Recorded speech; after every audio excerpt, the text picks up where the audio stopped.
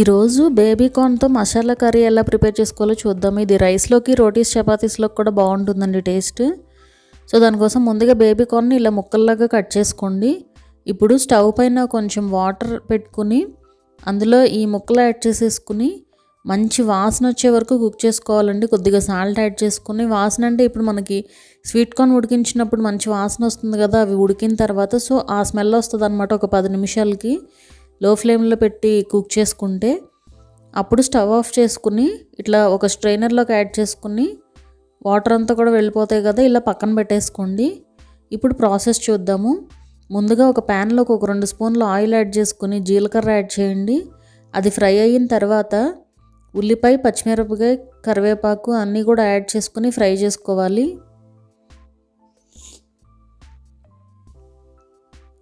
ఇవి పర్ఫెక్ట్గా fry అయిపోవాలండి.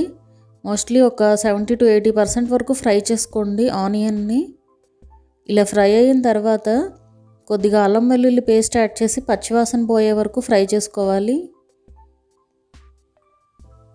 So దాంతోపాటు ఆనియన్ కూడా ఫ్రై అవుతుంది. ఇది పచ్చివాసన పోయి చక్కగా ఫ్రై అయింది అనుకున్నప్పుడు ఇప్పుడు ఇందులోకి ఒక 1.5 స్పూన్ సాల్ట్ యాడ్ చేసుకోండి. అట్లాగే ఒక 1.5 స్పూన్ కారం యాడ్ చేయండి. అట్లాగే ధనియాల పొడి, జీలకర్ర పొడి, గరం మసాలా అన్నీ కూడా యాడ్ చేసుకుని ఇలా మిక్స్ చేసుకోండి. ఈ పౌడర్స్ అన్నీ కూడా ఫ్రై అవ్వాలండి. ఒక 2 to 3 మినిట్స్ పాటు ఫ్రై చేసుకున్నారంటే చక్కగా ఫ్రై అవుతాయి. ఇలా అన్నీ కూడా ఫ్రై అయిపోయిన తర్వాత ఇప్పుడు ఇందులోకి ఒక 2 టమాటోల్ని ఇలా గ్రైండ్ చేసుకుని ప్యూరీలాగా అది యాడ్ చేసేసుకోండి.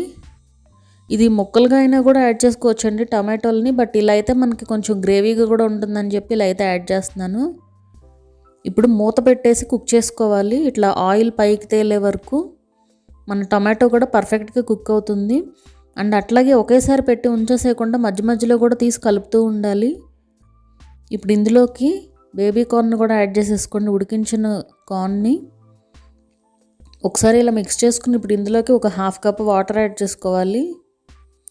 ఇది మనకి కొంచెం గ్రేవీగా ఉంటే బాగుంటుంది కదా, సో ఒక 1/2 కప్ వాటర్ అయితే యాడ్ చేసుకుని మూత పెట్టేసి ఒక 5 మినిట్స్ పాటు కుక్ చేసుకోవాలి లో ఫ్లేమ్లో.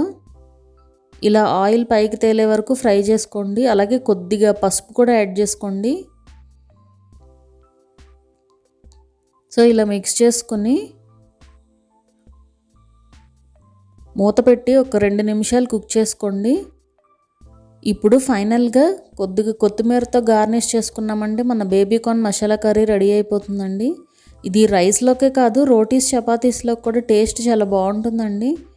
ఒకసారి అయితే ట్రై చేయండి. మా వీడియో కనుక మీకు నచ్చినట్లయితే సబ్స్క్రైబ్ చేసుకోండి. అలాగే ఆ పక్కన ఉండే బెల్ ఐకాన్ కూడా క్లిక్ చేయండి, సో దట్ నా అప్డేట్స్ అన్నీ మీకు వస్తూ ఉంటాయి.